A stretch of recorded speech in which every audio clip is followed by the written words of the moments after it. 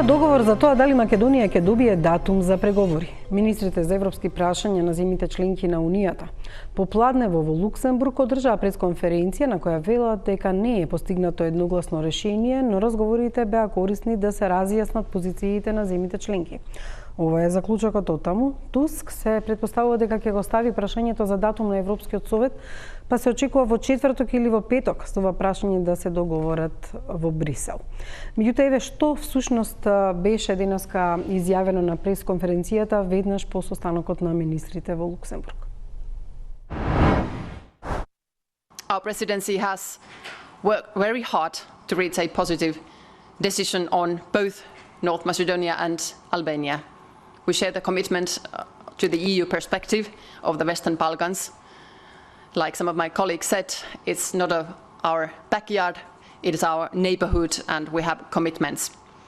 But unfortunately, today the Council was not able to reach a unanimous decision.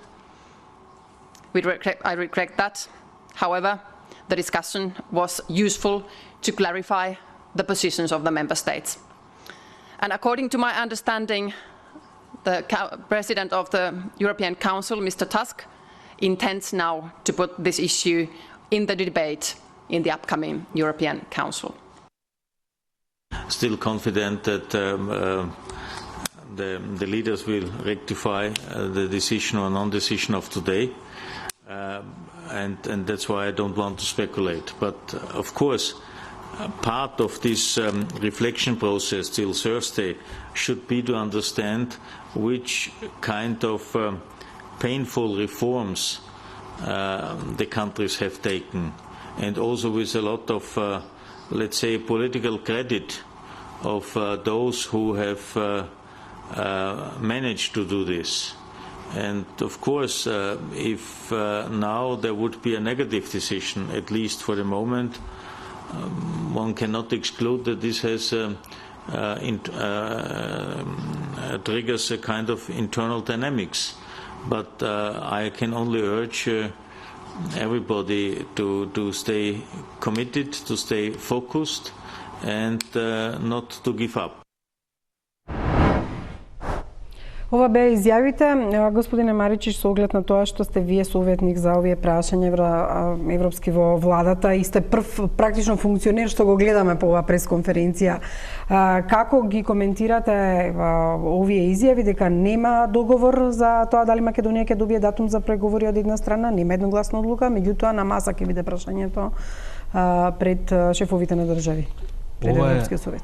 Прво, ова е доказ дека ова не е лесно прашање за Европската Унија, бидејќи имаше 4 состаноци на Корепер на амбасадорско ниво и денеска еден министерски, на кој што државите членки не успеа да постигнат едногласност по прашањето дали треба да се донесе одлуката за почеток на преговори со Северна Македонија и со Албанија, затоа што Франција пред се го отвара прашањето за поставување или воспоставување на нова методологија за преговори пред да се донесе одлуката за нас и за Албанија.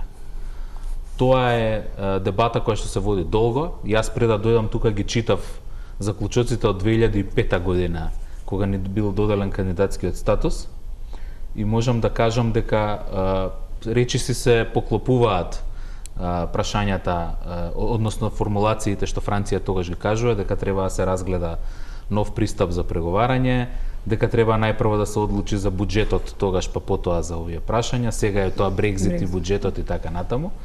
Значи покажува една тенденција и еден тренд овие прашања тешко да се одлучуваат и во последен момент кога се дискутира за отварање на преговорите.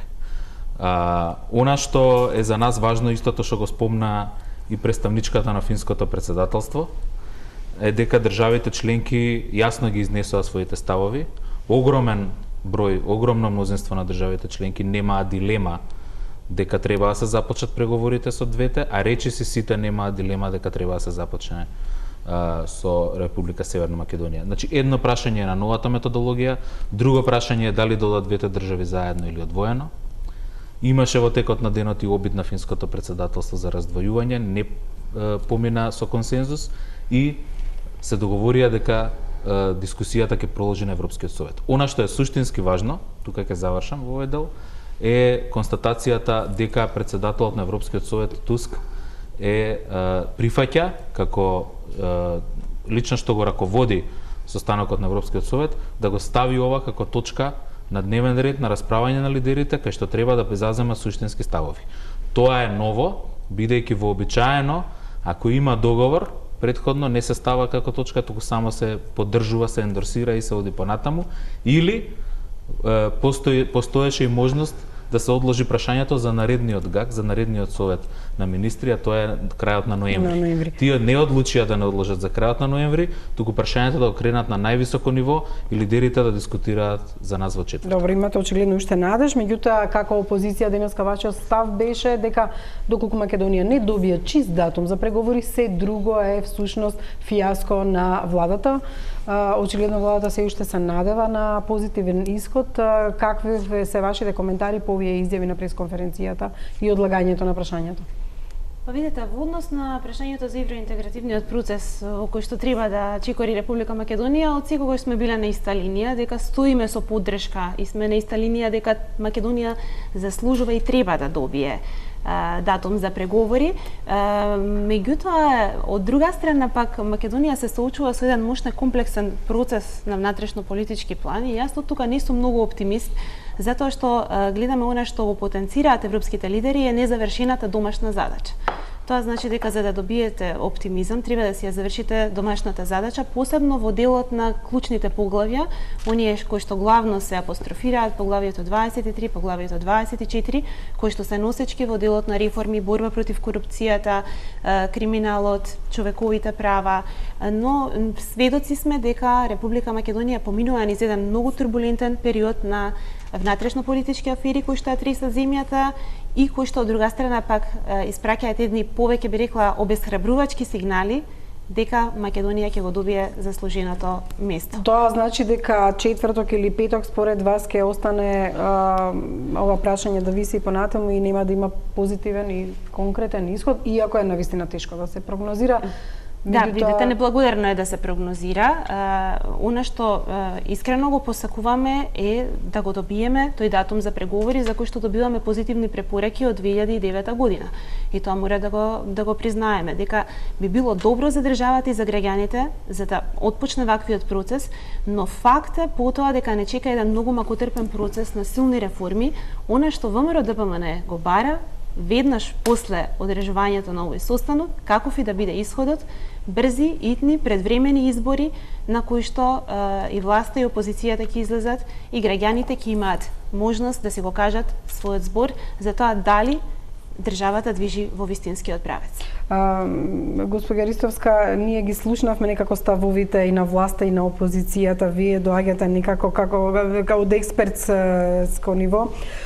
Што за вас значи една ваквата пат позиција која што за жал не ни се случува првпат, не само 2005 и претходно нели постојано виси ова. Да, не ни се случува првпат, ние очигледно го одиме секогаш по тешкиот пат. Прашање колку излекуваме лекции од тоа, бидејќи има некои константи во надворешната политика кои што треба да се анализираат и да се гради стратегија. И јас постојано повторувам на овие емисии дека ние мора да градиме единствена државна стратегија кон овие стратешки прашања како што е членството во ЕУ. Да, неблагодарно е да се прогнозира, ќе биде тешко. Има 2-3 опции, по мене едната е повторно да се спомене некаков датум. Значи основното прашање е дали да се подели прво методологија, потоа датум, дали во прво методологија, потоа датум ќе се дадат некои рокови, до тогаш методологија, а до тогаш одлука за датум, или најдобрата варијанта сепак да има конкретно датум за почеток на преговорите. Како и да е, прашањево останува жешко и ние со тоа ќе се занимаваме подолго време и мислам дека мора малку да го интернализираме ова прашање. Не постојано да сме изненадени и да очекуваме надворешни одлуки. Да, меѓутоа позитивна таквата енергија ни ја нудат.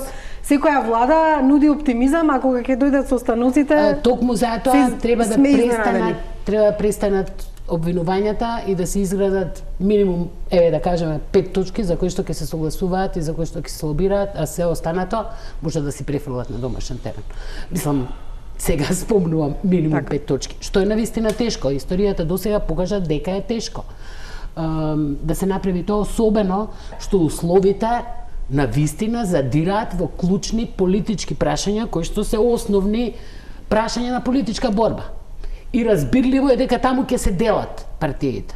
И практично тука Европската унија со сите овие одредници, бенчмаркси, така натаму потоа влегува во внатрешната политика на државата. Процесот станува се пополитизиран. Но треба да сме свесни дека ќе станува се потежок и оттаму не смееме да оставиме од совет до совет, туку една долгорочна стратегија, затоа што се знае дека процесот ќе биде долг и тежок. Утре оди за Брисел и премиерот, таму е министрот за надворешни работи. Што, доколку отиде премиерот, што очекувате дека ќе се смени? Ако е Макрон тврд, па и на Меркел, разговорите еве за утре во Тулуз најавена е средба за времената меѓувладина француско-германска средба. Ќе разговара веројатно Меркел повторно, како тогаш еден заев може на Макрон да му го смени мислењето и преку кој ќе му го менува мислењето? Можете ли по-конкретни да бидете? Јас прво би сакал да искоментирам нешто што беше тука кажано и ќе ви одговорам на прашањето. Че не можеме баш сите работи толку да ги изрелативизираме. Мислам дека треба малку да погледнеме од кај сме трнали и кај сме стасали. Ние во 2017 година имавме ситуација на комплетна безизлезност во европските интеграции. Имавме 2 години поред замрзната препорака за почеток на преговори и одредница за робена држава. Значи тоа е почетната точка во 2017 на оваа влада. Скокот од заробена држава 2 години подоцна да се вратиме на масата на најкрупните одлучувачи да носат одлука за почеток на преговори, ќе признаеме дека е успех и дека е придвижување напред. Со сите проблеми и со сите прашања, ние добивме крајно позитивен извештај, најпозитивен до сега, затоа што имавме тешки реформи во 2 години, имаме големи придвижувања по одредени прашања, имаме трек рекорд на судски случаи и на случаи на антикорупцијска комисија, што претходно било со години невозможно. Значи, ние имавме 10 годишен период на застој и после тоа имаме 2,5 години на интензивни реформи. Сега ние ќе кажеме тешко е секој. Да, ние да сме биле во ситуација 2012 да почнеме со Србија и Црна Гора, можеби денеска ќе сме биле. Видете, ова не го спорам, меѓутоа зашто тогаш би рекла француската министерка Моншалан денеска, поглавјата што сега се отварат и затварат не се во согласност со ситуацијата во овие земји, мисли на Албанија и на Македонија. Ние треба да ги отвориме поглавјата и покрај позитивниот извештај. Значи ние треба да ги отвориме поглавјата за да разговараме колку сме ние подготвени во поглавјата. Поглавјата не ни се оценуваат како да сме ги отвориле преговорите. Да, меѓутоа велат дека и не можеме да ги отвараме затоа што не кореспондираат со ситуацијата во државата, ако е добро преведено. Кажете ми вие, во јуни 2018 имаме заклучоци на Европскиот совет. Имаме 4 области кои што ни се дадени како задачи. Во сите 4 области имаме јасен, видлив, опиплив напредок и тоа е во земете ги не само извештајот на Европската комисија. Земете го извештајот на Freedom House, земете ги сите извештаи. Не ги спорам извештаите, велам дека таа денеска даде изјава која всушност е различна од она што Јас се обидувам да ви кажам дека ние редовно комуницираме со сите држави членки. Се е изнесено на маса што е сработено и што е направено и за се имаме признание. Дека ова прашање дека процесот е тежок и дека ова прашање е покрупно од било која конкретна реформа, тоа ми е само поентата. Инаку, мислам дека фокусирањето само и дискусијата само на брзи предвремени избори и наметнување како тема од страна на опозицијата на некој начин и го оневозможува тој национален консензус за кој што зборува госпоѓата Ристевска Јорданова, бидејќи се партиите премногу оптоварени со тоа прашање. Ние имавме почеток на оваа влада со 6 месеци скратен мандат заради одолговлекување во парламентот. Имаме договор за техничка влада пред изборите. Значи треба да се работи пред да се дојде до точката за избори. Да, во однос на работата имаме само да ви одговорам на прашањето што може да реплицирате и на ова само да ви одговорам што може еден заев во Брисел да направи. Значи утре имаме средби премиерот Заев и делегацијата ќе има средби и со Хан и со Туск. Туск е тој што ќе ја води и што ќе ја поставува агендата на редниот ден. Имаме и други средби, на редниот ден има средби со Тимерманс, представници на Европската комисија, представници на партијата на европски социјалисти, кои што ќе лидерите кои што од другите држави кои што ќе бидат присутни таму. Таму се случуваат настаните, таму е одлуката, затоа оди премиерот Заев таму, зашто таму има шанси да се влијае. Во редовна комуникација сме и со кабинетите на канцеларката Меркел и со претседателот Макрон. До крај, до последно, наша задача е да ги објаснуваме нашите аргументи зошто е неопходно сега да се започне. Не е само заради тоа ние што сме го направиле, туку заради тоа што имаме одлука во јуни 2018 дека ќе се одлучува во јуни 2019, имаме повторна одлука на Европскиот совет во јуни 2019 дека ќе се донесе јасна и недвосмислена одлука во октомври 2019. Значи тука се работи и за кредибилитетот на ЕУ. Не е само за дали ние сме усвоиле некој закон. Добро, имено тоа и Хан го констатираше на пресконференцијата. Со оглед на тоа што се вжешти ова меѓуполитичка дебата повторно и што вели Малинка, за жал никако да се постигне консензус за некои барем основни точки. Еве, каков е вашата реплика во однос на ова што е изнесено, затоа што поидовната точка на оваа влада била заробена држава, дека претходно вашата влада ништо не направила, меѓутоа јас повторно и на вас ќе ви го поставам прашањето зошто и власта опозицијата можеби не довела во ситуација да денешната француска министерка даде изјава дека поглавјата што сега се отварат и затварат не се во согласно со ситуацијата во државата. Искрено би сакала да ви кажам дека поаѓајќи од моите лични заложби, секогаш велам дека треба државата да има одредена стратегија и во надворешната политика и во евроинтеграциите и која што ќе биде градена на долг рок и која ќе биде градена со политички консензус од власта и од опозицијата, независно кои се политичките елити. Тоа секогаш се ветува, но ретко се исполнува. Дури читајќи еве и последната програма за живот на Социјалдемократскиот сојуз, таму стои една ставка која што вели дека ќе имаме преговарач во првата година од доаѓањето на власт на СДСМ, кој што ќе биде избран со консензус помеѓу власта и опозицијата и кој што ќе ги таргетира главно поглавјата 23-24 и со заеднички сили ќе биде даден влог во делот на реализација на евроинтеграциите на Македонија. Преговарачот е карши вас. Преговарачот е карши нас. Реализира. Така. Она што е грешка од самиот старт, според мене, е фактот што ние влеговме во иста група со Албанија. И тоа мислам дека е огромна штета за Република Македонија во целиот овој евроинтегративен процес. Друга работа ние не сме во таа група доброволно. Фактот што влеговме, како и да влеговме во таа група. Направивме огромен влог. Значи влогот кој што го направивме е договорот од Преспа и договорот со Бугарија за добрососедство. Гледаме какви се резултатите од овие договори, посебно со последните ултимативни барања од Бугарија кои што пристигаат, а кои што навистина значат сериозно погазување на националниот идентитет и на чувството на македонците. Со тоа што се барат големи отстапки, негирање на голем број на историски фактографски податоци, значи ретерирање на Македонија, отстапување на многу клучни прашања. И сега доаѓаме во ситуација каде што сме направиле еден огромен влог, влегуваме во групата со Албанија и сепак не сме сигурни дали ќе добиеме преговори кои што Република Македонија велите дека ги заслужува да отпочнат во секој момент.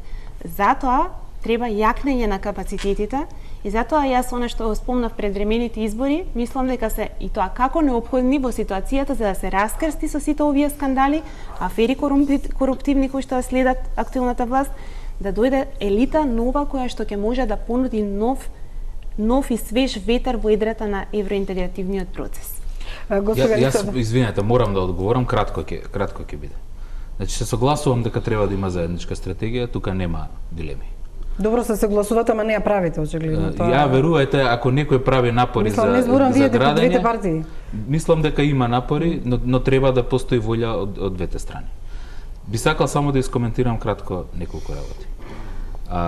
Во група со Албанија сме заради тоа што имавме 10 годишен застој во напредокот за европските интеграции.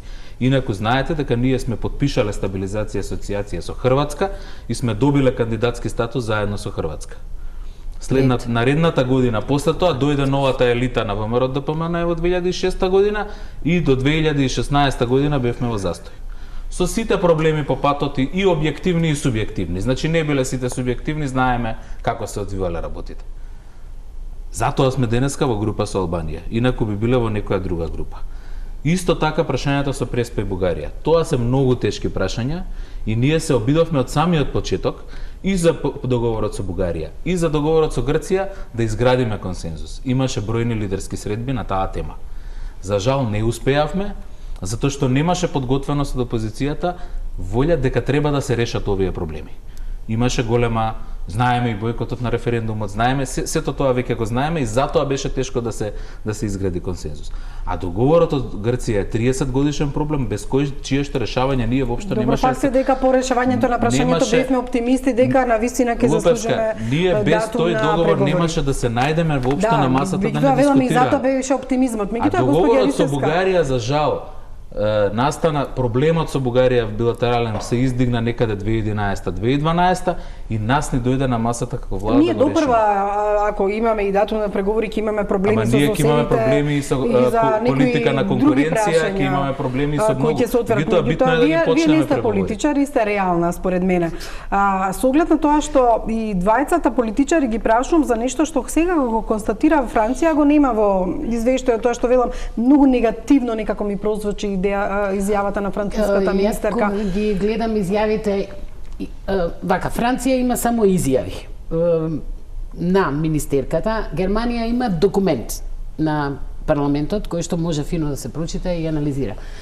Нити во незината изјава, што е досега најофицијалното нешто што ги имаме од француска страна, нити пак во резолуцијата на германскиот Бундестаг не се внатрешните прашања на прво место. Значи, ако анализирате документот на Бундестагот, ќе видите прво признание за се што е направено и после на нормална риторика, да, треба да се направи ова и она, меѓутоа и давање основи за рамката за преговори. Тоа е веќе она прашање за кое што треба да се разговара понатаму. Но ако гледате и кај изјавата на француската министерка, таа генерално зборува за тоа дека сегашниот механизам не дава резултати. Чи таа не ги издвојува посебно Македонија и Албанија и да каже дека заради нивните проблеми не. Таа вели проширувањето, механизмите на проширувањето не даваат резултати. Дури оди во некакви примери, имаме и селување од некои земји и така натаму, па имаме и сега. Што е малку дури небулозно. Тешко е да се анализира и таа нејзина изјава, бидејќи не можете во неа да видите која е алтернативата за онаа формулација за почеток на датумот на преговорите. Таа зборува не е вето, туку е перспектива за отворање членство. Извинете, перспектива има од ФИР 2001 година. Значи, што е тоа што го нудат? Затоа кај французите многу тешко може да се прочита што е тоа што го нудат или би го имале да го понудат. Меѓутоа, зошто и самиот предлог за методологијата паралелно? Многу зависат од председателот. Кај нив е позицијата на председателот многу силна, што е огромна разлика, да кажеме, други држави членки, Германија, Холандија, Данска и така натаму.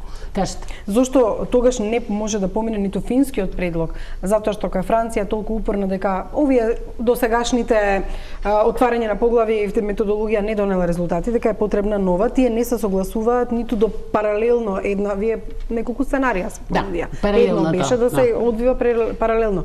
Зошто е толку тврда, дури ни такво нешто е неможно? Затоа што е факт дека став и генерален политички став, стоп за проширувањето. Ние немаме позитивна клима во Франција за проширувањето, не сакаме проширување понатаму, сакаме прво да си ги решиме внатрешните проблеми. Ние одовде немаме сенс многу често за тоа какво е тоа расположение. Добро, факт е дека има Брекзит ни се случува сега, едно многу побитно прашање. Погледнете што, мислам, кој ги е на раководните места во Европската Унија сега? Ги имате само на исторените позиции представници на државите основачи на јадрото на Европската Унија. Значи имате едно враќање кон јадрото на Европската Унија, концепции на концентрични кругови. Сето тоа е кај нив на маса. За нас е несфатливо и И нормално е да е насватливо. Затоа што ние сме направила компромис кој што не поделил, кој што буквално ги поделил граѓаните, не само партиите. И сметаме дека тоа е огромен влог кој што требаше да се цени. И требаше да се цени, и ова навистина е дури во мала рака несериозно за големи дипломати во Европа каква што е француската. Оттаму не случајно се многумина лути. Јас велам никогаш не сакам да бидам фрустрирана, бидејќи фрустрацијата не ви дава да бидете рационални. Меѓутоа, очигледно е дека таму одлуките не се многу рационални во моментот. Со Брекзитот, со сето ова што се случува, се создава паника околу проширувањето, практично се бараат изговори зошто не согледуваат старите основачите држави членки реална перспектива за на тамошна интеграција во Европската унија. Значи, компензација бараат некаква за недостатокот на идеи и капацитет за нови насоки во развојот на Европската унија. Сега ние сме мали и не толку мокини и без спонзор, без силни спонзори, за да можеме да влијаеме во таа ситуација. Добро, Бојан кажа со кои ќе имаат средби да... Ако смеам, значи секогаш е потребен, според вака анализите кои што сум ги правила на земји членки кои што пристапуваат кон унијата, секогаш имам чувство дека е потребен некаков пресвртен политички момент за да вие го добиете датумот за преговори. Во нашиот случај беше промената на името, со кое што се подкренаа очекувањата на граѓаните и перцепцијата дека во овој случај проблемот е решен, ќе можеме да влеземе во унијата. Меѓутоа, еве земјата е пример Хрватска претходно. Долго време очекува период за да добија датум за почеток на преговори, додека не се случи случајот со Анте Готовина, додека не се расчисти со криминалот на Санадер претходно, додека не беа претворени сите оние кои што важеа за личности кои што ја загрозуваат стабилноста на земјата, немаше зелено светло. Кога отпочнаа преговорите, дури по 11 поглавја одеднаш беа разгледувани и многу брзо трае, затоа што земјата беше претходно подготвена. Според мене, мислам дека во еден процес во кој што се наоѓа Република Македонија во моментот, мора да се направи радикална промена за да може да се добие индикатор дека ние сме подготвени за членство. Меѓутоа, вие го имате формирано специјалното јавно обвинителство. Се формира за да го гони криминалот, корупцијата, која што е во највисоките политички структури и одеднаш наоѓате афера која што се наоѓа токму во рамките на овие структури. Тука го имате веќе самиот проблем. Да, значи вие не давате прашањето не се затвори за законот за специјално јавно обвинителство, а тоа е по Снежана мала интервенција тука, значи Санадер беше после. Хрватска е сосема друга приказна. Ние очекувавме, сеќавам уште кога беше самитот во Загреб, во Македонија владееше огромно разочарување зошто не е Скопје. Бидејќи само што се смени власта Кајнев, само што се тргна Туџман од власт, веднаш почна процесот на пристапување. Тие воопшто не беа во тој процес, тие доаѓаа кај нас на советување. Значи Кајнев одеднаш во 2003 апликација, 2004 одлука за преговори, пристап до пристапни фондови, одеднаш добија се. И има многу јасно држава која што стоеше во цел тој процес зад нив. Што кај нас не е истиот случај. Значи, ние мислам дека воопшто не треба да го споредуваме овој процес нити со централно-источните држави, значи нема врска овој процес на преговори со нив, нити со Хрватска. Хрватска, значи само Србија и Црна Гора, затоа што навистина ова е сосем друг пристап во преговорите, ако воопшто може да се наречат преговори. И тоа повторно сега гледате пак се навестува некаква промена, иако не зборува никој каква промена. Значи, единствено што се спомна, ама сега да не шетам од тема на тема, но сепак е добра тема, единствено што се спомна е реверзибилност. Да. Како реверзибилност постои сега, значи од реверзибилност. Поглавијата се отворени до крај. Да, меѓутоа ќе не вратат назад, ако Каде назад? Сите поглавија се отворени цело време. Методологијата која што се заговара имено. Тоа да кажам, ако имаме практично тоа е преведување на сегашната методологија со поинакви зборови, бидејќи сега има можност некоја поглавје да бидат отворени до крај Да, што тоа ми е беше во следното случајот со Црна прашање. Гора. Оти граѓаните тоа може да го сватат дека и уште 10 години ќе тапкаме во место ако не враќаат назад, ме разбирате. Не ја објаснија французите методологијата, меѓутоа се свати дека е враќање назад. Реверзибилноста. Тогаш е топката повеќе дома. Значи тогаш се знае како и нели што е цело време, меѓутоа тие сакаат померливо да се цени успехот. Дадоа на пример французите, еве во Србија и Црна Гора преговараат 7 години, кај дел од нив или кај двете од нив има назадување во делот во поглавието 23 или во некои други поглавја, а дел од темите подрачјата се сметаат за веќе затворени. Значи сакаат повторно да се вратат. Се уште не знаеме тоа како ќе изгледа, тоа ќе се даде задача веројатно на комисијата, ќе видиме во четврток како ќе изгледа формулацијата, меѓутоа тоа допрво ќе го гледаме. И јас би сакал да искоментирам за криминалот и корупцијата, бидејќи тоа е навистина топ тема за Европската унија и секогаш била и секогаш ќе биде. Пак ќе речам, не е добро ниту за државата, ниту за партиите, ниту за граѓаните да се релативизираат работите. Ако прво имаме трек рекорд и имаме пресуди од СЈО. Имаме конфискација на имот 18 милиони евра. Имаме случаи кои што тангираат високи политички. Да, меѓутоа немаше исход ниту од функционери кои што и предмети кои што задира. Добро, имаме почесниот председател на ВМРО ДПМН. За функционери, да, кој избега и никој не понесе одговорност за него од вашата влада, значи, а од друга страна кажам, ниту еден функционер се до 2 дена пред да се отвори прашањето во Брисел не беше повикан од вашата. Но има. Да се согласите дека има. Да, 2 дена пред да почне Брисел ја повика Ременски на разговор. Сакам да кажам дека тоа ќе признаете многу различна ситуација, тоа што сме го имали. Сакам да кажам дека не може 2 дена пред одржување на состанок вие да се борите против борба со корупцијата на тој начин. Или денеска да поднесувам морална одговорност оставка сакате да кажете дека владата треба да диктира што да прават обвинителите. Не викам владата да има политичка волја, имено тоа ви беше цело време од секој што ќе дојде во оваа држава, било да се работи представник на Европска унија, било Помпео, нагласува на прашањето за борба со корупција и нагласување на прашањето и завршување на случаите на СЈО. Правување и дури ако се работи за високи функционери, ви беше нагласано. Горет кажете го и завршување на случаите на СЈО. Или мислите дека е проблематично? Апсолутно не мислам, дури мислам дека е проблем што не се донесе законот. Сакам да ви кажам дека и постои голема политичка волја и досега невидена неселективност во тоа. Сигурен сум дека ова да се случуваше пред неколку години, немаше да има волку брзо, ефикасно и да бидат зафатени од сите можни кругови и политички, и бизнис, и медиумски представници. Така што многу држави членки во дискусиите и го користеа токму овој случај кој што го кажувате.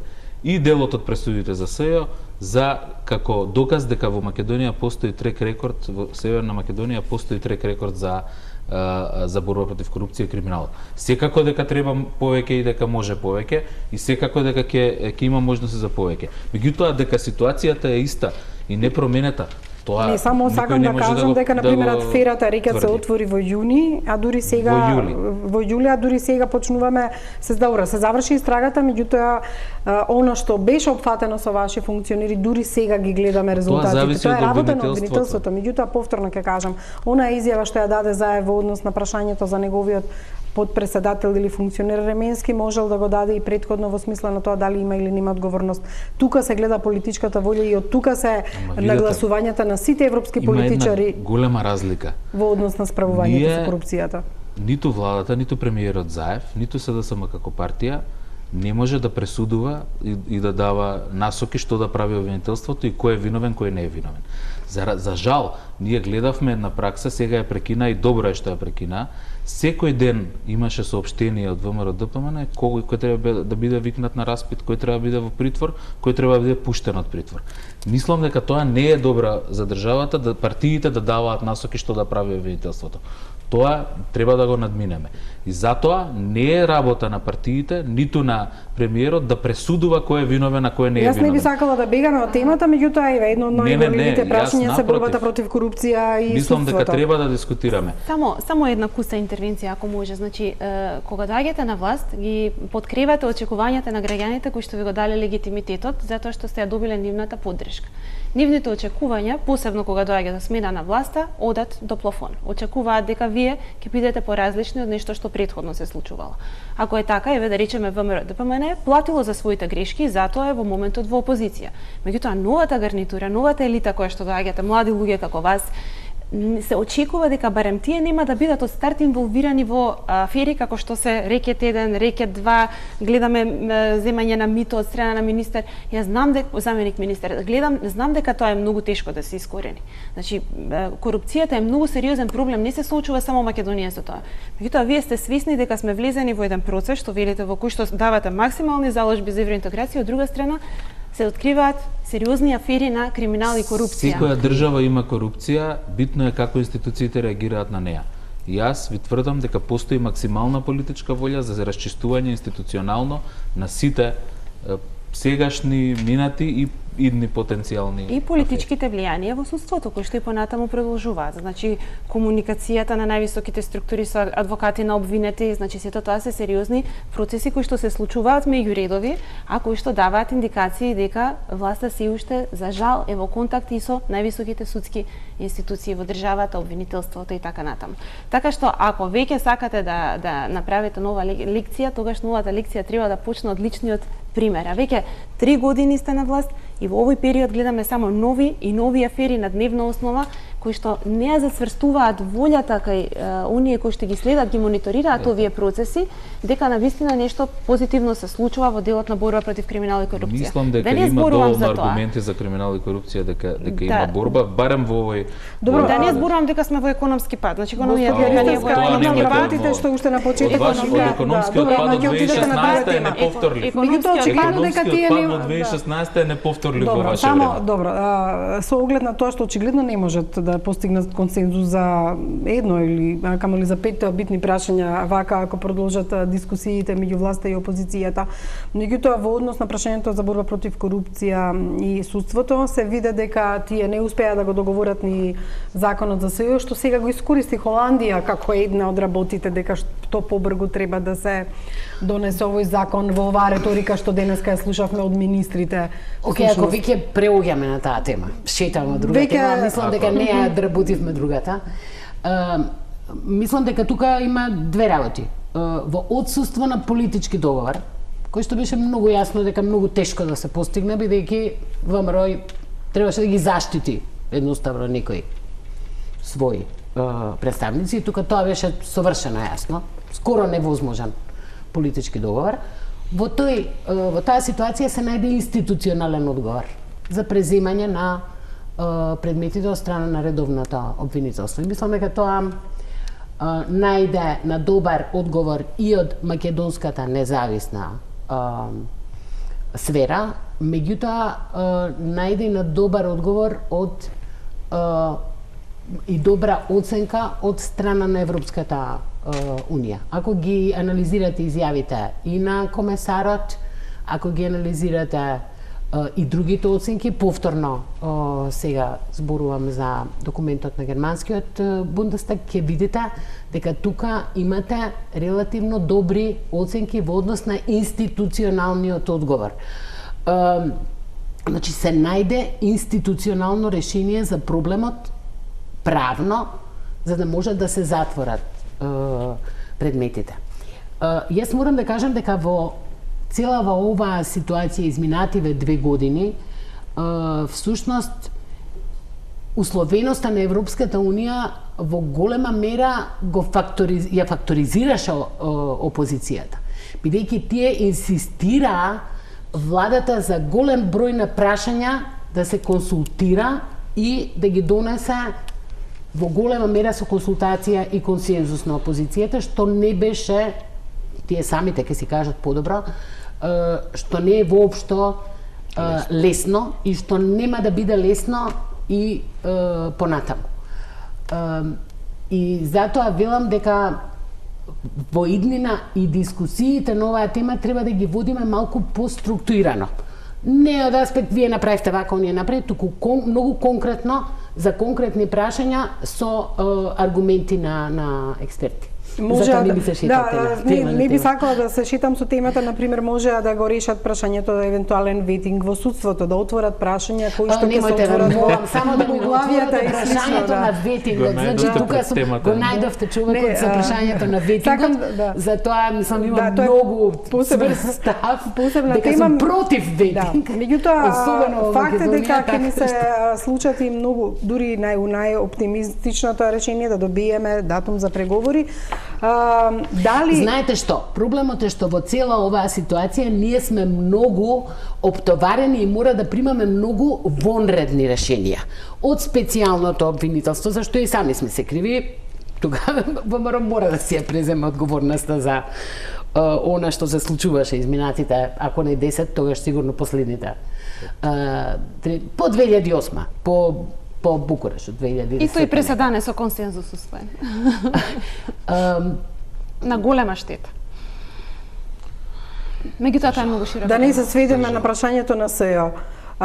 Факт е дека ќе има многу прашања пред нас и не би сакала да ја менувам темата. Меѓутоа, Бојан, со оглед на тоа што вие сте некој преговарач за овие евроатлантски прашања, со не знам каков статус, смрзнат, активен, имате ли тим, имате ли подготвеност, ако во четврток Македонија го добие тој позитивен одговор за датум, да почнете нешто да работите, или дали веќе некој постоечки тим ја подготвил оваа држава да, доколку го добие тоа што го посакувала, може да го сработи. Јас, колку што знам, такво нешто нема, комплетирање на тимот, давање на задачи и слично.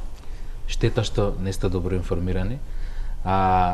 Јас можам да ви кажам дека до сега, ако се сеќавате, во 2018 година, во јуни, кога беа донесени заклучоците,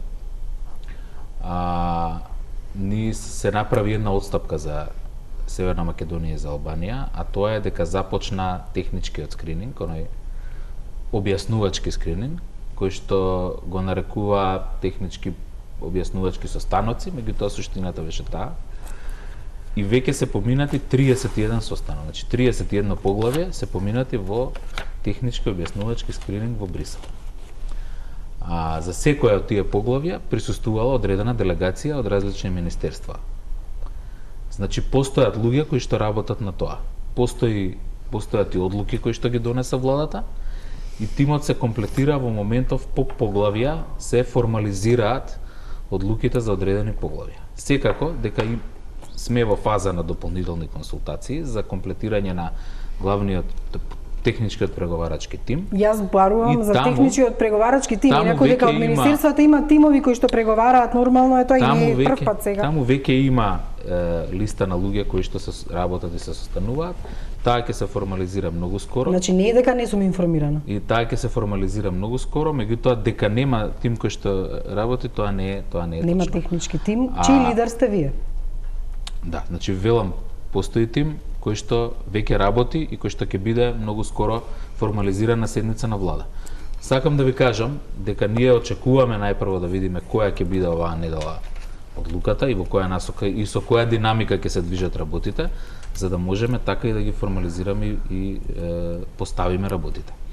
Инаку, паралелно се одвива процес на консултации за воспоставување на механизам за консултација и учество на граѓанскиот сектор во владините структури и со собранието за воспоставување на механизам на учество на собранието во преговарачкиот процес. Постојат луѓе, постојат консултанти кои што ни помагаат во тоа, кои се во повеќе различни институции поставени и кои што имаат веќе искуство.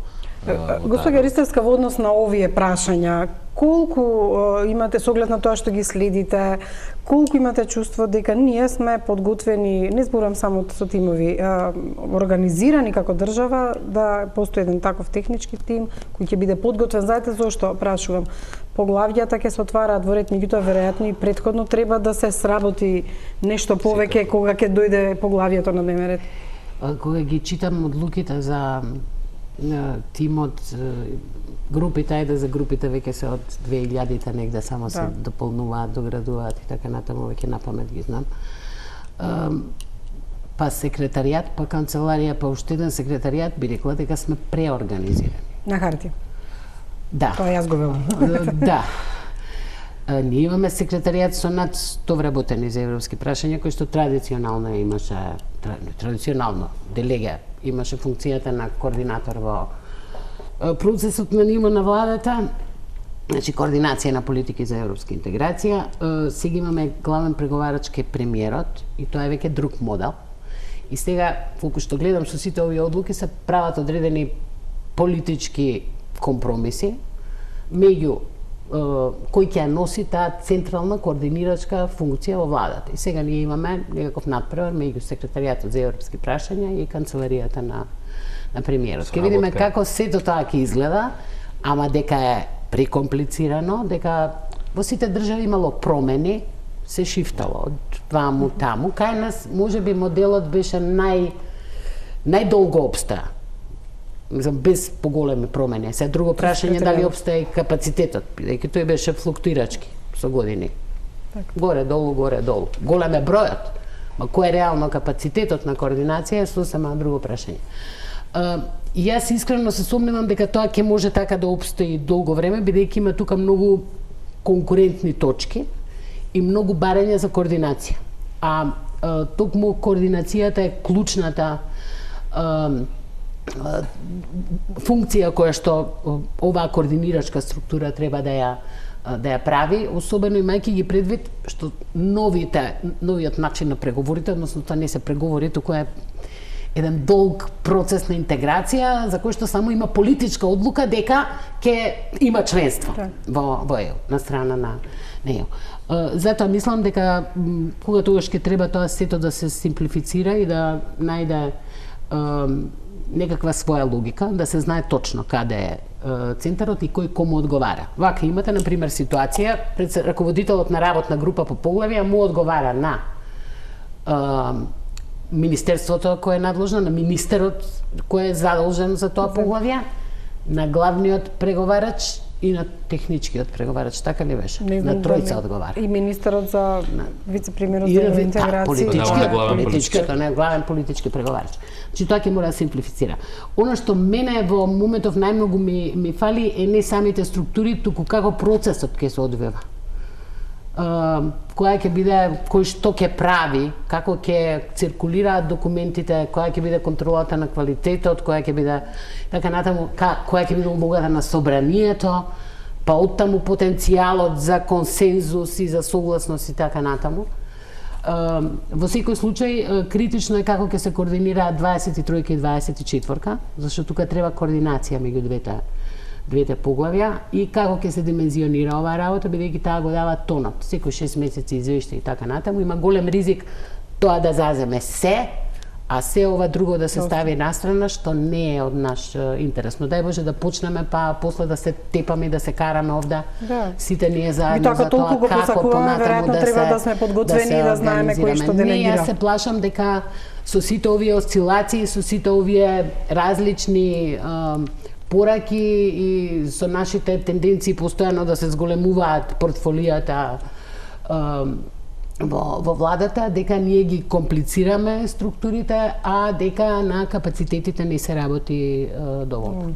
Пауза за реклами, остане и прашањето кое исто така денеска е отворено, дали Македонија има шанси да биде раздвоена од Албанија или ние и понатаму нели се разговара во пакет, меѓутоа за тоа по рекламите.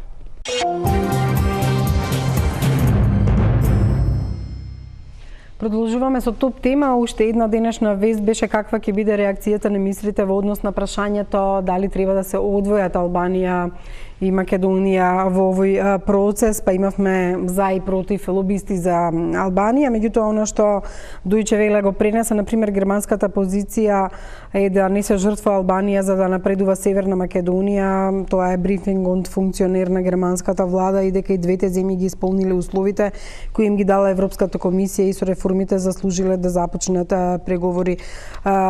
Господине Маричи, со оглед на тоа што опозицијата толку ова прашање го отвори дека една од грешките зошто веднаш се ставени во пакет, а сега ги броиме 13 ли се држави кои се за раздвојување, 3 ли се за спојување и слично.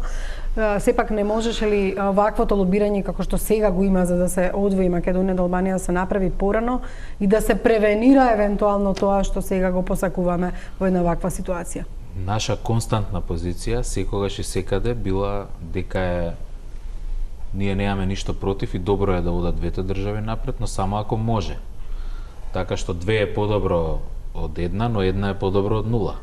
И тоа била позицијата која што конзистентно сме ја изнесувале долго време. Значи, откако еве веќе година и пол, откако сме во таа позиција на некое заедничко разгледување но во никој случај никогаш не е точно тоа дека ние сме инсистирали на тој пакет или пак дека сме сакале да бидеме во тој пакет. Тој пакет го направија прво и во препораките Европската комисија најпрво, но потоа и државите членки во разгледување на одлуките. И тоа не е, сите се согласуваме дека не е коректно тоа за нас, немаме дилеми околу тоа, но тоа не зависи од нас. Меѓутоа, зошто еве сега се оди на тоа да се пребројат колку држави всушност се за да се одби Македонија тој процес? Ама одлуката се донесува со консензус. Може да еве и 3-4 држави биле денеска против. Биле против. Нашите информации се тие. 3-4 држави кои што биле една немала јасен став. Ама и тие се доволно за да не може да се донесе одлуката со консензус. Така што тоа е нешто што не зависи од нас. Ние сме дефинитивно на позицијата дека тоа не е фер и праведно, бидејќи самите принципи на одлучување во Европската Унија на прашањата на проширување е дека секоја држава има индивидуална оценка, има индивидуален пристап и се цени според индивидуалните заслуги. И тоа е најфер и најкредибилно од страна на Европската Унија. Меѓутоа, тие решаваат во овој момент барем дел од државите се на позиција дека заради од некоја геополитичка причина дека е добро да се разгледуваат двете држави заедно. Ние во никој случај нема да лобираме против Албанија затоа што немаме интерес во тоа и нема зошто тоа да го правиме. Не гледаме непријател во никого од регионот. Едноставно сакаме да бидеме ценети индивидуално. Немаме против да одиме заедно со Албанија доколку е тоа можно. Впрочем и до сегашните овие скрининзи што ги спомнав технички одат се случува трилатерално меѓу Европската комисија, нашата делегација и албанската делегација. Меѓутоа во моментот кога ќе биде донесена одлуката, понатамошната фаза на скрининзите, билатералните скрининзи, втората фаза ќе оди одвоено. Од друга страна, албанскиот премиер Еди Рама рече сонцето повторно ќе изгреди, денот ќе биде природно продолжение, нови историски напор за европската државност, вака реагираше на прашањата што се решаваат овие денови. Меѓутоа, од оваа позиција денешна, зборувам денешна, вчерашна и во наредните 2 дена, колку навистина ова што е забелешка на ВМРО ДПМН за цело време, сите овие месеци, уште кога се ставија во пакет, мислите дека може исто така да биде пресудна, зашто Македонија не била сама? Видете, сега кога ќе ја барате причината, ако неуспехот се случи, знаете, секогаш ќе се најдат многу причини во целиот процес. Ние цениме дека тоа е една од негативните аспекти на овој процес на евроинтеграција, затоа што имаме во пакет со Албанија, која цениме дека каска за нас. Не затоа што Албанија ја цениме дека е помалку пријател земја, напротив, туку заради тоа што сметаме дека ваквиот процес требаше да оди индивидуално. Но како и да е, веќе сме во една фаза каде што сме во група со Албанија, мислам дека не можеме да ги решиме последиците од тоа. Потребно е едногласна согласност за да може да го добиеме датумот за преговори. И јас мислам дека најголемиот приоритет во моментот треба да биде фокусот на домашните обврски. Она што амбасадорот Тимоние пред неколку месеци го нагласи во негова изјава, вели зошто толку се фокусирате на датумот, постојано прашувате за датумот кога треба да се фокусирате на домашните обврски. Баш беше во тек актуелно одземањето на УНЕСКО статусот на градот Охрид, Дивоград Битово, Струга, потоа се јавуваат случаите рекет кои што почнуваат да ја треса домашната политичка сцена. Значи имате корупција, имате скандали, имате на редовна основа политички афери кои што на домашен план не ви се средени. Од тука, почнуваме сезона, јас велам сега фаќа период на зима на загаден воздух. Значи имате клучни прашања кои што дома не сте ги решили. Европската интеграција е клучно прашање, да, меѓутоа прво кога почнуваме нешто да средуваме, го средуваме нашиот дом, па потоа нашето соседство, па земјата. Мислам дека владата треба да се зафати и тоа со како сериозна работа на домашен план, да се завршат домашните обврски, а потоа да се размислува на сите овие пропратни елементи, затоа што штетата веќе Република Македонија ја доби со штетниот договор од Преспа. Вие ветувате достоинствено учество на македонските граѓани на меѓународен план, гарантирано достоинство. Видете, во моментот, како што знаете, сум доцент на правниот факултет, каде и да аплицирам на било која конференција, кога добивам потврдно писмо дека сум примена, јас сум примена како северно македонка во писмото што ги прашање е добивам. затворено и благодарение на тоа тие во јуни прашања требаше да добиеме нели одговор на прашањето за датум, па потоа еве сега е октомври. Нити идентитетот е останат, нити името е останато, цехот е преголем кој што е платен, ефектите се минимални. Само сакав, господја Ристевска, со вас сме разговарали пред неколку месеци. Значи, цело време опозицијата го наметнуваше прашањето на пакетот и дека тоа ќе одмогне. Очигледно дека ништо од тоа не е пресудно, туку само ставот на Франција за кој што ние цело време говориме. Да, ставот на Франција е пресуден, иако за против одвојувањето биле клучни земји и Франција и Германија и Италија, а покрај нив и други земји кои што гравитираат. Така што има повеќе кои што се против одвојувањето и од нивен аспект е разбирливо зошто би ја ставале точката уште 5 пати на дневен ред. Треба да се изборат во еден здив за почеток на преговори се зборува, не се зборува за членство. Плюс овие држави имаат навистина и голем влог во Албанија и геостратешки интереси. Така што од нивен аспект е тоа сосема разбирливо. Од наш аспект секогаш било историски подобро да си издвоен, да си сам во процесот на преговори, меѓутоа тогаш кога преговорите беа навистина преговори.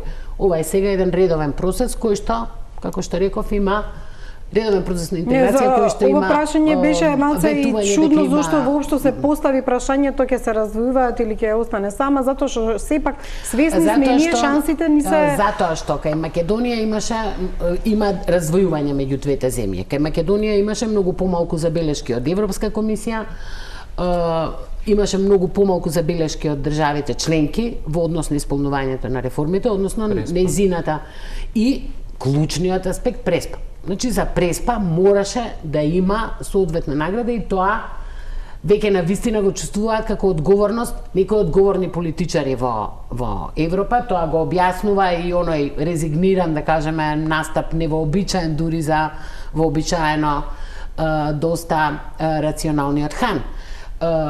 Значи, тука Европа сепак е должна, затоа што тие доаѓа овде, ветуваа дека кога ова ќе се заврши отворен вие патот до Европската унија, еве не е отворен.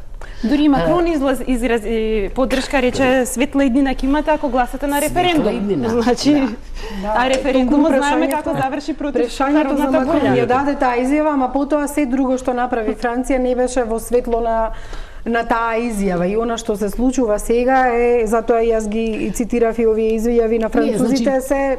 Значи се зборувачки и кога зборува и понекогаш и францускиот амбасадор кој што мора тоа да го каже, е дури, мислам, мене ми звучи како алиби за нивната воздржаност да се даде за Македонија датум за преговори. Македонија ќе загрози иднината или интеграцијските перспективи внатрешни на Европа ако и се даде датум за почеток на преговори, мислам тоа е апсурдно.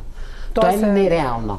И затоа е навистина префрлувањето на топката на домашен терен конкретно за оваа одлука. Јас секогаш инаку велам, да, домашната работа треба да ја завршиме, ама најрационално за нас, не секогаш во се да се препишува нешто, но во овој случај навистина не беше на преден план незавршената домашна задача. Мораше и само заради Преспа, и дури да имавме опашки, а немавме опашки, и со опашки Европска унија уште лани да даде преговори, ако се стоја на зборот.